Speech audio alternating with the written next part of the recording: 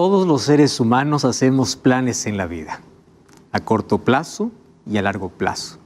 Algunos de esos planes son lindos, otros son frustrados y nos traen tanto dolor. Sin embargo, los planes de Dios son perfectos. Los sueños que Él tiene para el ser humano son perfectos. ¿Y tú sabías que sus planes están revelados aquí en la palabra de Dios? Así que te invito a tomar tu Biblia. Está comenzando Biblia Fácil y durante estos 3 próximos programas haremos una recapitulación sobre el plan que Dios reveló a través de su palabra. Estoy hablando del plan de salvación a través del santuario. Durante esta temporada hemos descubierto varios detalles acerca del santuario. Más queremos en estos últimos programas hablar sobre algunos detalles específicos que tienen que ver con nuestra salvación. Te preguntarás por qué hoy no tenemos invitados. Pues bueno, hoy quiero presentarte a mi invitado especial. Y eres tú que estás allí del otro lado de esta pantalla viendo este programa. Bienvenido, un grande abrazo para ti.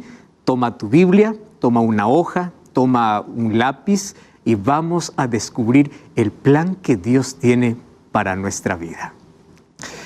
Quiero decirte que dentro de poco estaremos aquí mismo o en un nuevo escenario hablando sobre una nueva temática especial aquí en Biblia Fácil. Y es por eso que nos preparamos para ello. Sin embargo, antes hacemos esta recapitulación y este resumen sobre el santuario, porque en breve vamos a cambiar también a una nueva temática. Hay mucha expectativa, mucha preparación y estamos orando para que esta nueva temática también traiga tanta bendición a la vida. Muy bien, estamos listos entonces. Vamos a abrir la Biblia y antes abrimos nuestro corazón para hablar con Dios. Oramos. Querido Dios, estamos listos para poder descubrir una vez más aquel plan maravilloso que tienes para nuestra vida. Gracias porque a través de imágenes, a través de símbolos, a través de ritos y ceremonias, explicaste el plan de salvación, el plan de redención. Pero no solamente lo que hiciste en la cruz, sino lo que estás hoy haciendo ahora en nuestro favor.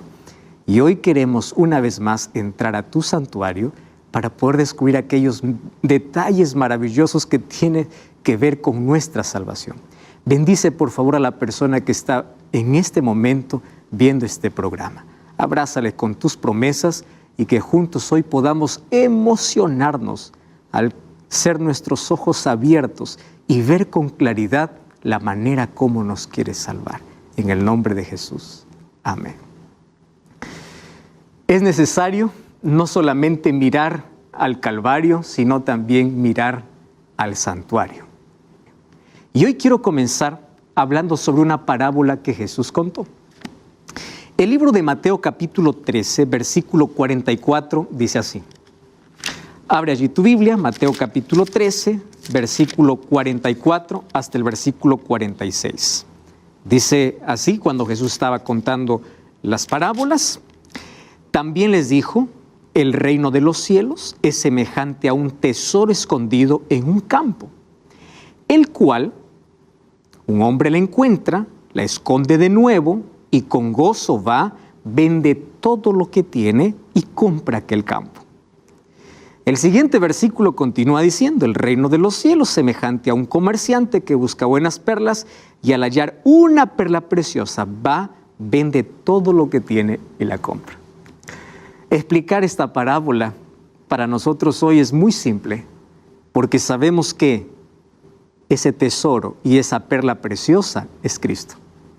Lo que me llama la atención de la historia es que Jesús dice que cuando aquel hombre encontró el tesoro, vio que todas sus cosas no tenían valor y fue capaz de renunciar a todo, de vender a todo. Imagínate cómo llegó a su casa cuando dijo a su familia, voy a vender todo porque encontré un tesoro. La familia probablemente le dijo, tú estás loco, pero él sabía lo que había encontrado. Así también hoy una persona cuando encuentra a Jesús como el mayor tesoro de su vida, no importa la crítica, la renuncia, las cosas que tiene que dejar, porque sabe que encontró un tesoro en su vida. Pero en estas dos historias que Jesús cuenta hay algo en común. No solamente que encuentran lo mejor, sino que para tener ese tesoro compran. Y aquí está lo que muchos no entienden. La salvación, por supuesto que es de gracia, es un regalo de Dios. Pero ¿qué significa que ellos compraron el tesoro? Que ellos compraron la perla preciosa. Allí está la parte que todos nosotros necesitamos entender. ¿Qué cosa es lo que necesitamos comprar? Apocalipsis capítulo 3, versículo 18 y versículo 20 nos da la respuesta. Mira, Apocalipsis capítulo 3, versículo 18. Dice así, el versículo 18, por tanto te aconsejo que compres de mí. ¿Tú quieres el tesoro? Muy bien. Tienes que vender y tienes que comprar. Solo que esta no es una compra con dinero. Esta es una compra diferente. Aquí no tiene que ver con riqueza o cuánto es lo que tienes que dar. Tampoco tiene que ver que la salvación es por sacrificio. Pero hay cosas que hay que comprar. Pero ¿cómo compro sin dinero? Porque estamos acostumbrados a comprar solo con dinero. Mira, te aconsejo que compres de mí oro refinado en el fuego para que seas rico, vestiduras blancas para vestirte y para que no se descubra la vergüenza de tu desnudez, y unge tus ojos con colirio para que veas. 3 cosas pide comprar. Número 1, oro. Número 2, vestiduras. Y número 3, colirio. ¿Qué significa eso? Es que cuando aceptamos a Jesús, necesitamos comprar no de otro lugar, sino de Él, oro. ¿Qué cosa es el oro? ¿Qué representa en la Biblia? El oro representa el amor y la fe, porque son las 2 cosas que pueden pasar por fuego para ser probados y son verdaderos. ¿Y qué significan las vestiduras? La justicia de Cristo, el carácter de Cristo, los méritos de Cristo. ¿Y qué significa el colirio? El Espíritu Santo que abre mis ojos para que yo pueda ver mi condición. ¿Tú te acuerdas de la historia de aquel joven rico que fue para Jesús y le dijo, ¿qué debo hacer para heredar la vida eterna? Jesús le dice, ¿qué cosa? Ya guardaste todos los mandamientos. Él le dice, pues lo guardé desde mi juventud. Estoy haciendo todas las cosas correctas. Y Jesús le dice, una cosa te falta. ¿Qué cosa es lo que le faltaba? Le dice así, anda, vende todo. Ese vender todo es renuncia a aquello que está en primer lugar en tu vida. Pero él se fue triste y no estaba dispuesto a renunciar todo lo que estaba por encima de Dios. La pregunta es, ¿tú encontraste a Cristo? ¿Qué estás dispuesto a renunciar? Estoy diciendo que vendas todo y que te quedes pobre. Lo que te estoy diciendo es, ¿ya compraste el oro que es la fe y el amor? ¿Ya te vestiste de Cristo? ¿Ya permitiste que el Espíritu Santo abra tus ojos para que veas tu condición? Ahora, ¿por qué te estoy contando esa historia? Porque ahora vamos a colocarlo al revés. Tú sabes que Jesús también entra en esta historia. Solo que Jesús vino a esta tierra y no encontró un mayor tesoro ante la vista humana, porque el ser humano estaba perdido completamente. Pero nosotros para Él sí somos tesoro. Él nos ama tanto. ¿Y sabes qué cosa es lo que Jesús hizo por amor? Vendió todo. ¿Qué? Sí. Porque Él renunció toda la gloria del cielo para venir a esta tierra. Dejó todo, renunció todo. Es el único Dios que se hizo hombre. Nació, vivió, murió para poder salvarnos. O sea, si Él dio todo, ¿por qué los seres humanos no somos capaces de dar todo? Y ahí está el secreto para poder descubrir el santuario. Porque en el santuario, Jesús nos enseña el plan de salvación. En el santuario encontramos por qué Jesús se hizo carne, siendo Dios. En el santuario encontramos el ministerio de Cristo, el plan de salvación revelado para toda la humanidad. En el santuario encontramos que aunque somos miserables y pecadores, valemos tanto para Dios. Que tú eres el tesoro de Dios. Que Dios te ama mucho. Por eso es que Dios mandó a Moisés, Éxodo 26:30, alzarás el tabernáculo conforme al modelo que se te fue mostrado en el monte. Dios no le dejó a criterio de Moisés. Dios le mostró el santuario real que hay en el cielo y le dice, por favor, vas a hacer una maqueta, porque en ese santuario yo les voy a enseñar de manera didáctica cómo quiero salvarlos. No lo dejó a criterio de Moisés. Incluso Dios dio las medidas, el material, el color, de todo. Y quiero que sepas que cada detalle dentro del santuario revela nuestra salvación. No solamente el sacrificio de Jesús, porque muchos solamente miran el sacrificio de Jesús y dicen, ya está todo. No, en el santuario está revelado todo el plan de salvación, donde el sacrificio de Jesús hacía parte, y claro que la parte más importante, porque sin su sacrificio estaríamos perdidos. Sin embargo, no queda allí la salvación. No solamente lo que Jesús hizo, es lo que Jesús hace. Por eso es que Moisés recibe esa orden. Y ahora en Hebreos 8:5, mira lo que dice allí, los cuales sirven a lo que es figura y sombra de las cosas celestiales. Como se advirtió a Moisés cuando iba a erigir el santuario, diciéndole, mira y haz todas las cosas conforme al modelo que se te ha sido mostrado. Entonces, el santuario real está en el cielo. Lo que hizo Moisés es una copia, porque a través de esa maqueta iba a revelar el plan de salvación. Ahora, aquí viene lo interesante. ¿Tú sabes cuántos años tuvimos esa maqueta? 1500 años. Durante esos 1500 años, Dios educó al pueblo de Israel y les mostró su plan a través de las fiestas, a través de los sacrificios, a través de las ceremonias. Le mostró el plan completo de salvación. Pero hubo un problema. Los judíos se aferraron a las fiestas y ceremonias, al sistema de sacrificios, que cuando vino el verdadero Cordero, lo rechazaron. Y ahí está el problema.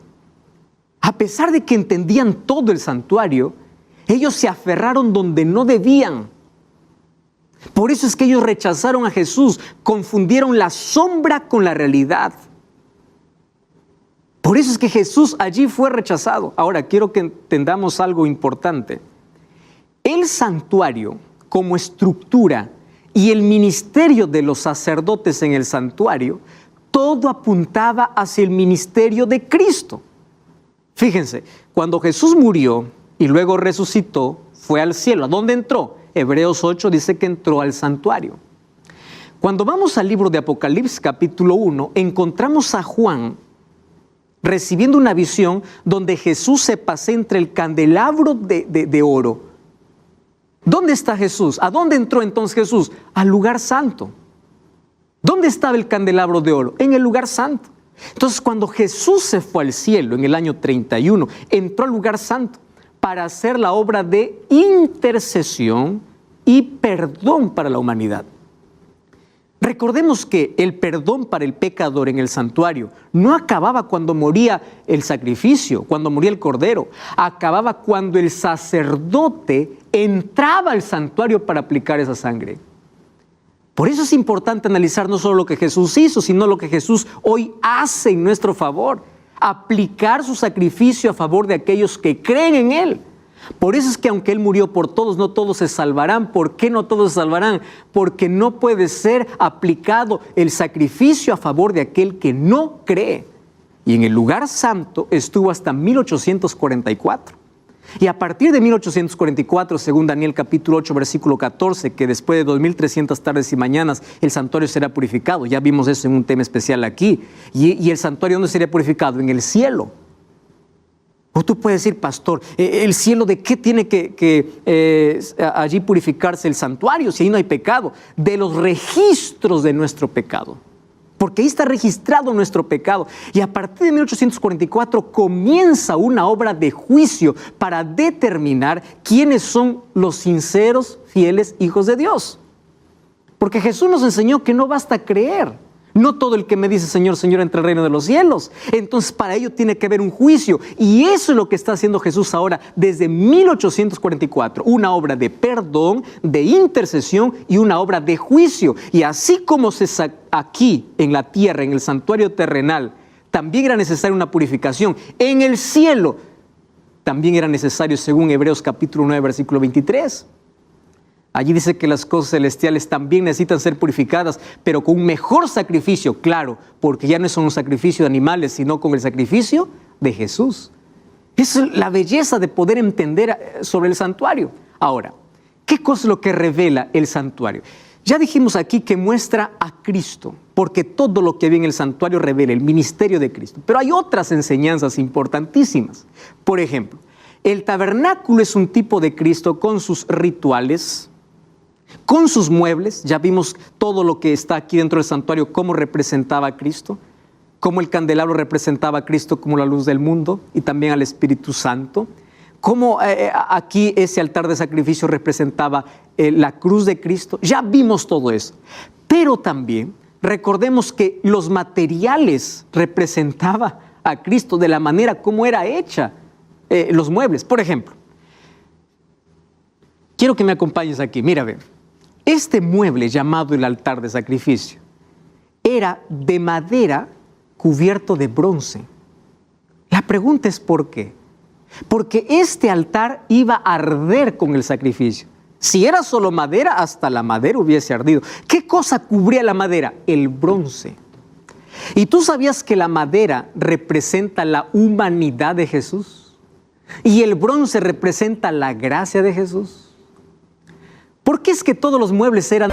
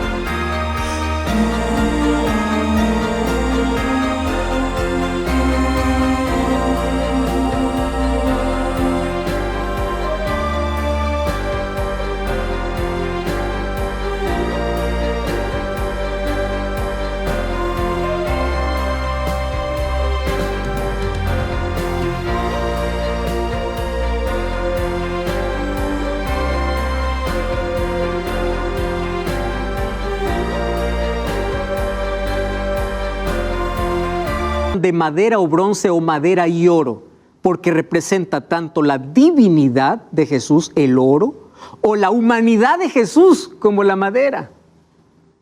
Ahí nos está diciendo que Jesús era Dios hombre, aquel único que tendría dos naturalezas, divina y humana.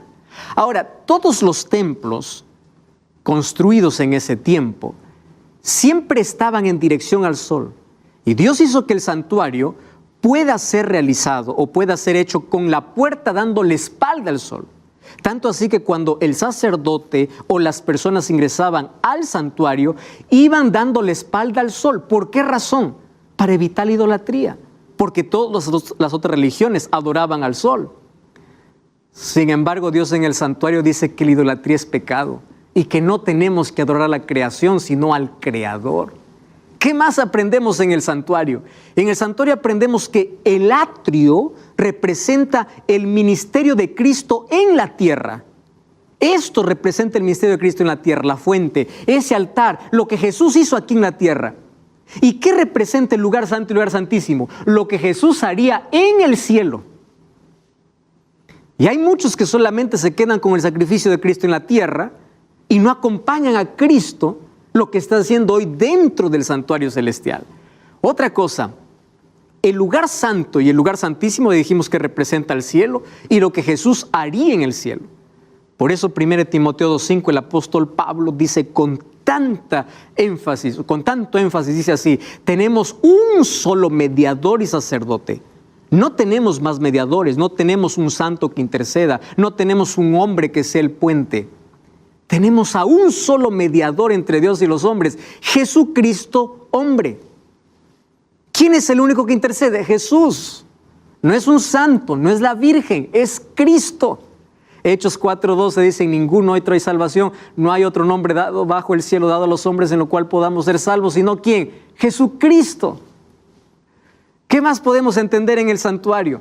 De que la única manera para llegar al cielo no es por nuestros méritos, por sacrificios, sino por un solo camino, que es Cristo. Por eso Jesús mismo dijo en el libro de Juan capítulo 14, versículo 6, yo soy el camino, yo soy la verdad y yo soy la vida. Camino, verdad y vida es Cristo. Ahora vamos a ver qué significa eso a la luz del santuario. Y por supuesto que ahí encontramos otras lecciones. Vamos a ver un detalle importante que hasta aquí no hemos visto sobre el santuario. Y yo quiero que ustedes me acompañen a leer 3 textos bíblicos y vamos a sorprendernos con esta luz. Fíjate aquí. Éxodo 26:1 dice así, y harás el tabernáculo de 10 cortinas de lino torcido, azul, púrpura y carmesí, y lo harás con querubines de obra primorosa. ¿Estás entendiendo? Vamos a otro asunto. Éxodo 26:31. También harás un velo de azul, púrpura y carmesí y lino torcido, y será hecho de obra primorosa con querubines. Otro texto más. Y harás para la puerta, Éxodo 26:36, la puerta del tabernáculo, una cortina de azul, púrpura y carmesí y lino torcido, obra de recamador. Si yo te pregunto, ¿qué cosa tienen en común esos 3 textos que acabamos de leer? Nos vamos a dar cuenta que lo que tienen en común es el color que debe tener el tabernáculo, el velo y la puerta. La pregunta ¿es casualidad de que tengan color? ¿Solamente es por estética o por uniformidad? No. Cada color representa un asunto de nuestra salvación. Y si te das cuenta, hay 3 colores que se repiten: azul, púrpura y carmesí. Tabernáculo, el velo, azul, púrpura y carmesí. La puerta, azul, púrpura y carmesí. Y si te das cuenta, los 3 deben tener ¿qué cosa? Lino. El lino representa mucho dentro del santuario para nuestra salvación. Ahora vamos a explicar qué significa el lino y por qué deberían tener esas 3 colores. No es esto capricho ni casualidad. ¿Por qué tenía que ser azul, púrpura y carmesí? Pero eso no te sorprenda. Hay otra cosa más sorprendente. Estamos hablando aquí del santuario. Ahora, vamos a ver a la vestidura del sacerdote. Mira cómo se vestía el sacerdote. Éxodo 28, 4 y 5. Las vestiduras que harán son estas: el pectoral, el efod, el manto, la túnica bordada, la mitra, el cinturón. Hagan pues las vestiduras sagradas para Aarón, tu hermano, para sus hijos, para que sean mis sacerdotes. Y presta atención, tomarán oro, ojo aquí, azul, púrpura, carmesí y lino torcido. ¿Qué te parece que es casualidad? Los mismos colores de la vestidura del sacerdote era la misma color que el santuario tenía que tener, que el velo tenía que tener, que las cortinas tenían que tener. ¿Por qué lino? ¿Por qué azul? ¿Por qué púrpura? ¿Por qué carmesí? Estos colores se van a repetir muchas veces en la Biblia. Hay que prestar mucha atención allí. ¿Qué cosa es lo que tenemos que descubrir entonces? Primero, ¿por qué es que el sacerdote tenía que vestirse con la misma tela y el mismo color del tabernáculo? ¿Por qué? Porque tanto el tabernáculo y el ministerio sacerdotal representaba el ministerio de Cristo. Por eso no nos olvidemos de eso. No solamente es ver el tabernáculo, es ver el ministerio sacerdotal, porque eso representaría lo que Cristo hizo en la tierra. O sea, ambos representan allí lo mismo. Cristo no dejó a criterio ni el color, ni siquiera la ubicación de los muebles, porque cada parte revelaba algo de nuestra salvación. Y aquí vamos a encontrarnos un asunto realmente impresionante. ¿Estás listo? Mira, ve. Tanto el tabernáculo como el sacerdote tenían el mismo color. Una vez más, azul, púrpura y carmesí. Vamos a ver qué significa púrpura. Vamos a comenzar por púrpura. ¿Te parece? Marcos capítulo 15. Marcos capítulo 15. Y vamos a leer versículos 17 y versículo 18. Vamos a Marcos capítulo 15. Abre tu Biblia, ábrelo ahí. Marcos capítulo 15. Vamos ahí al versículo 17. Dice así. Y lo vistieron de púrpura. ¿A quién lo vistieron de púrpura? A Jesús. Y le pusieron una corona de espinas y comenzaron a saludarlo, diciendo, salve, Rey de los judíos. Ellos pusieron la púrpura, el color púrpura sobre Jesús en tono de burla. Pero aquí también me está diciendo qué representa el color. El color púrpura representa el color de los reyes. Los reyes eran vestidos de púrpura. Entonces está hablando de Jesús como rey. Púrpura significa rey. Jesús como rey. ¿Y qué significa carmesí? Vamos a Isaías capítulo 1, versículo 18. Isaías capítulo 1, versículo 18. Mira lo que dice allí. Venid luego, dice Jehová, y estemos a cuenta. Si vuestros pecados fueren como la grana, como la nieve serán emblanquecidos, y si son rojos como el carmesí, vendrán a ser como blanca lana. ¿Cuál es el problema para el pecado como el carmesí? La sangre de Jesús. Entonces el carmesí representa el sacrificio de Jesús. Jesús como cordero. El púrpura representa a Jesús como rey. El carmesí representa a Jesús como cordero, como sacrificio. ¿Recuerdas cuando Juan tuvo una visión y allí escuchó una voz diciendo, hay uno que es digno, el león de la tribu de Judá? Y cuando él volteó para ver al león, no vio un león, vio un cordero. Claro, es que antes de ser rey, primero fue cordero. Púrpura y carmesí. ¿Qué representa? Jesús como rey, Jesús como cordero, Jesús como sacrificio. Y vamos a ver el otro. ¿Qué cosa significa el azul? Porque el azul se va a repetir constantemente en todas las vestiduras, al igual que el púrpura y el carmesí. Abre tu Biblia entonces, vamos a Números. Números capítulo 15, versículo 38 y versículo 39. Números capítulo 15, versículo 38 y versículo 39. Ahora te pregunto, ¿tú ya estás con el texto allí? ¿Abriste ya tu Biblia? Este azul es tan importante. Fíjate, si todavía no encuentras el texto, yo te voy a dar un tiempo para que ahora lo abras tu Biblia, lo puedas subrayar y podamos entender esto. No cambies el canal, vamos a una breve pausa y ya regresamos para descubrir este color tan importante dentro de la vestidura y dentro del tabernáculo. Ya regresamos. Entonces nosotros estamos aquí revisando sobre los tres colores que tenía el tabernáculo y las vestiduras sacerdotales, que representaban a Cristo, su ministerio, pero también el plan de salvación. Y para ello ya descubrimos que representa la púrpura,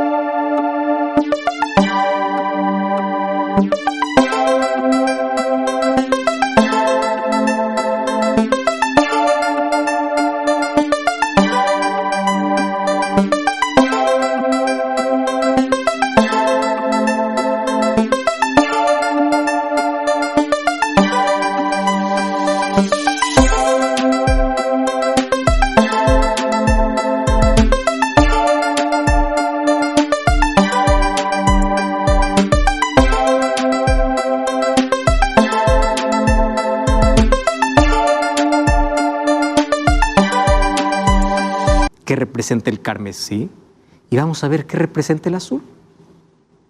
Entonces vamos al libro de Números, capítulo 15, versículo 38, dice así: habla a los hijos de Israel y diles, ¿estás leyendo la Biblia conmigo? Vamos a leer la Biblia. Que se hagan unos flecos en los bordes de sus vestidos por sus generaciones y pongan en cada fleco de los bordes un cordón azul. ¿Leíste? ¿De qué color tenía que ser el cordón azul? ¿Qué representa el azul? Versículo 39.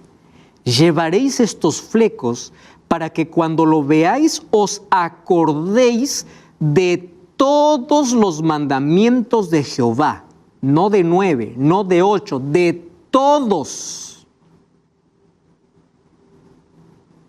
Para que no te olvide los mandamientos de Jehová y las pongáis por obra.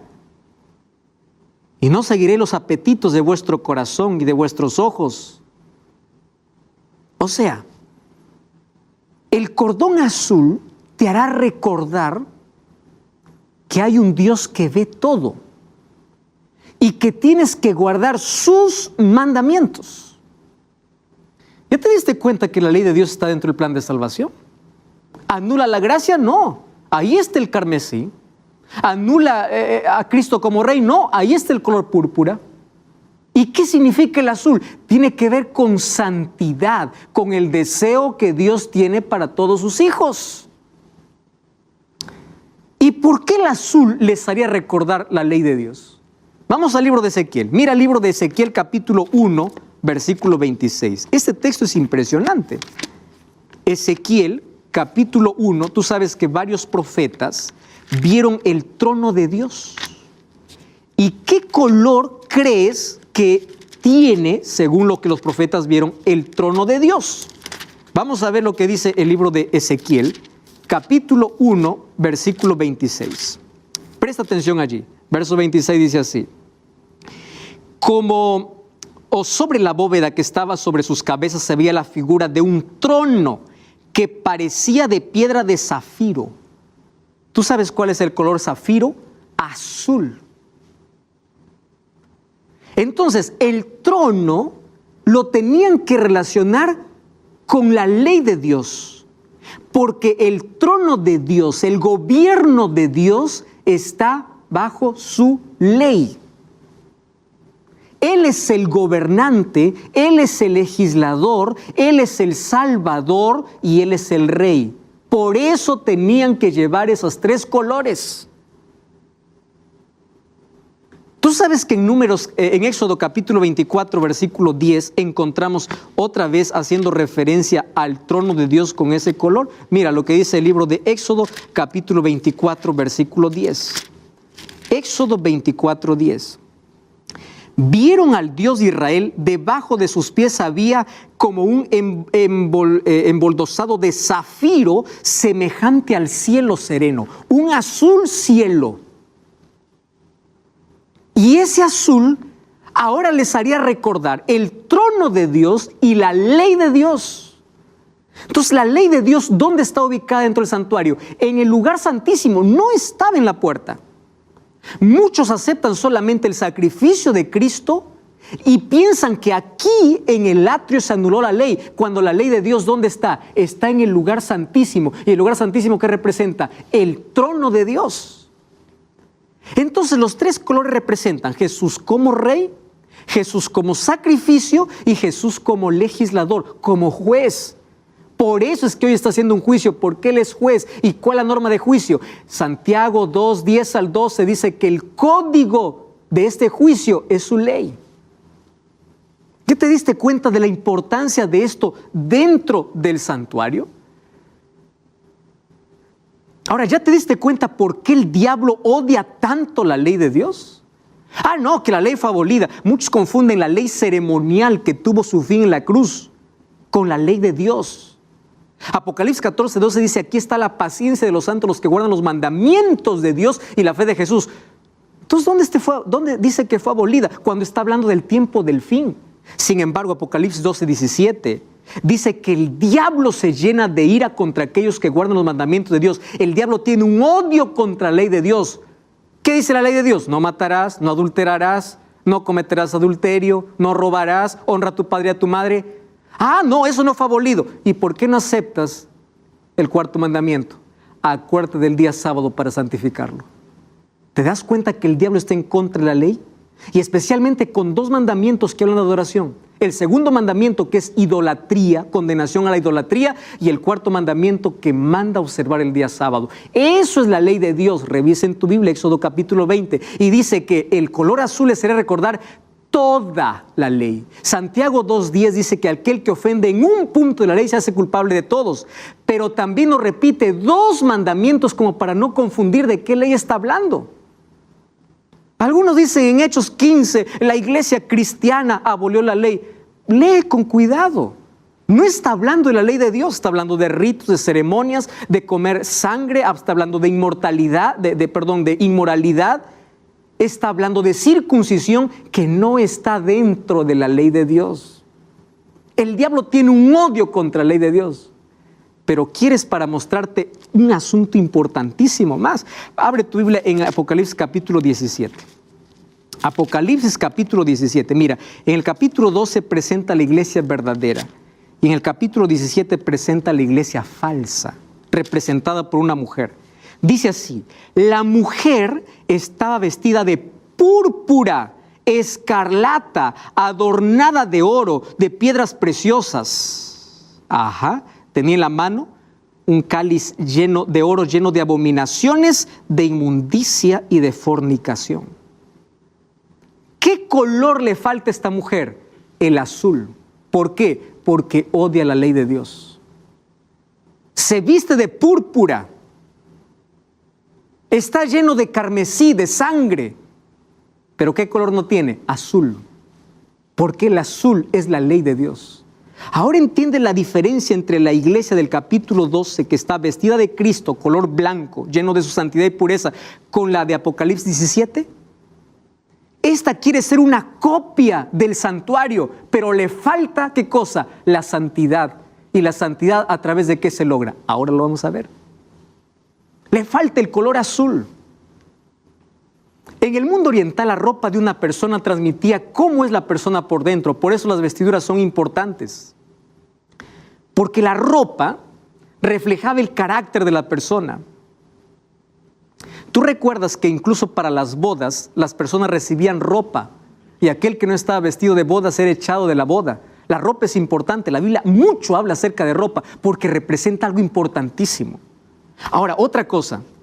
Levítico 8:7 dice que puso sobre él la túnica, lo ciñó en el cinturón, le vistió con el manto, le puso el efod, lo ciñó con el tejido y en la frente le puso una lámina de oro, la cual decía, ¿qué cosa decía esa lámina de oro? Decía santidad a Jehová.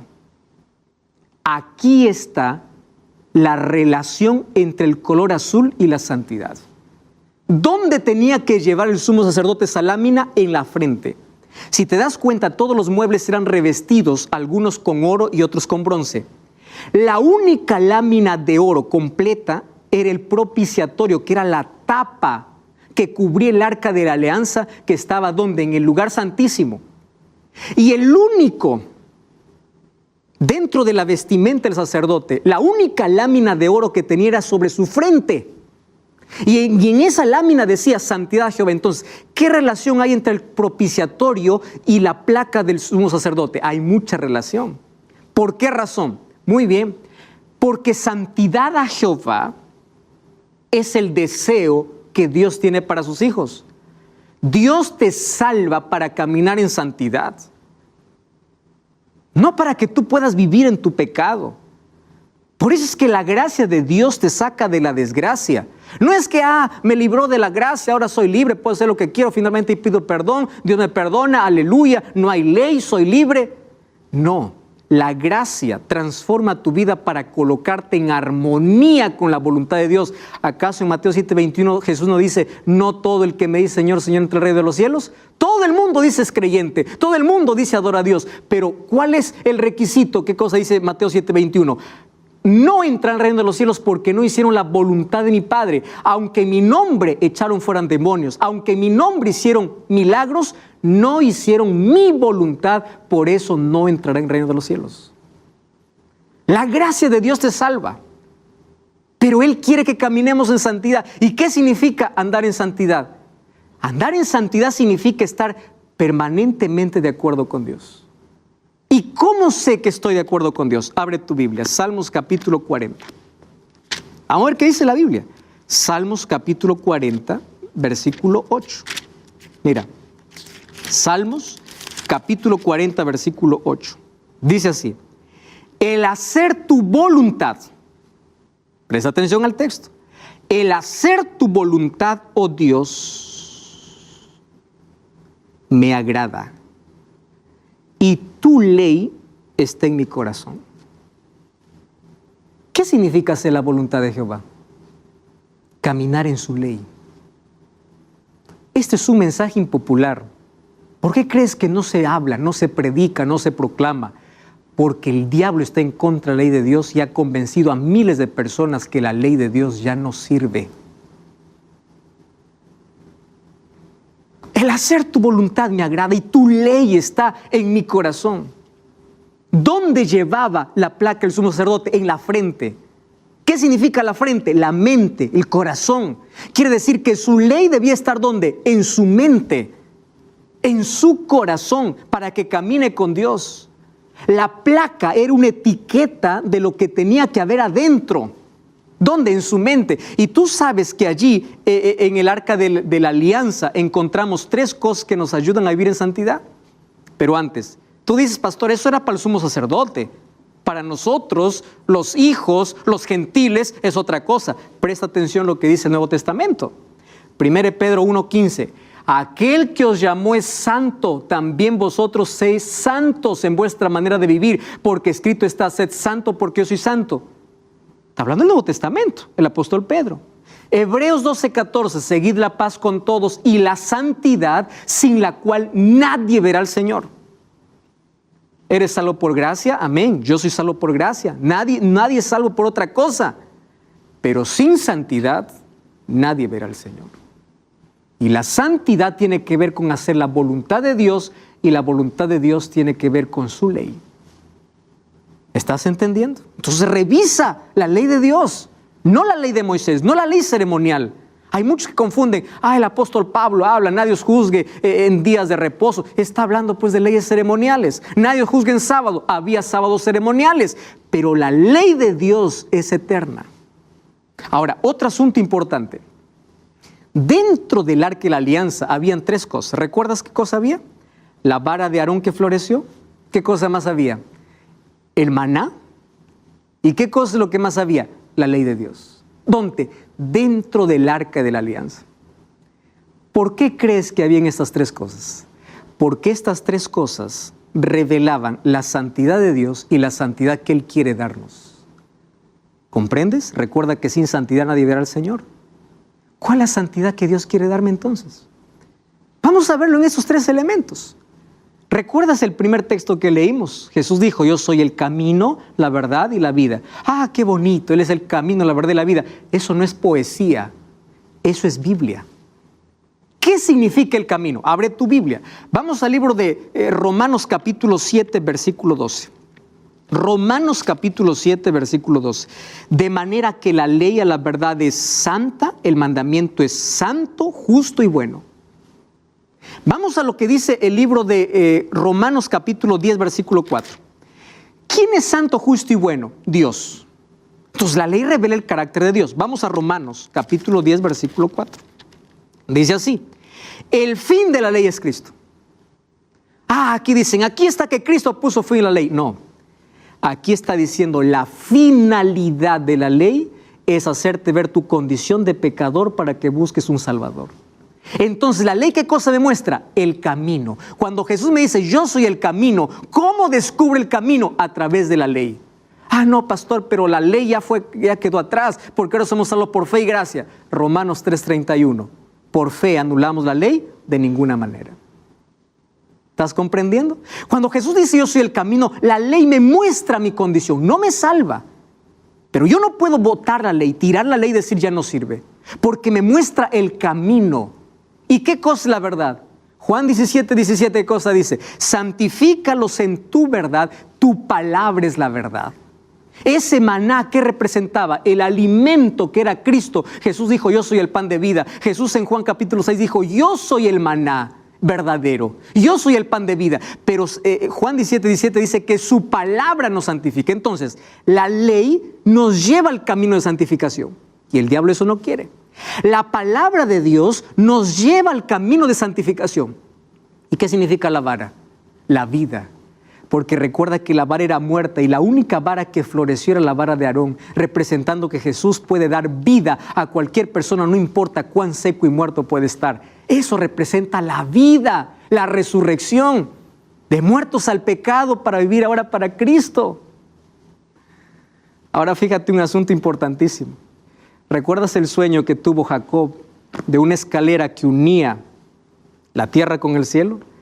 Y Jesús dijo en Juan 1:51 que esa escalera era Él. La manera de llegar al cielo es a través de Él.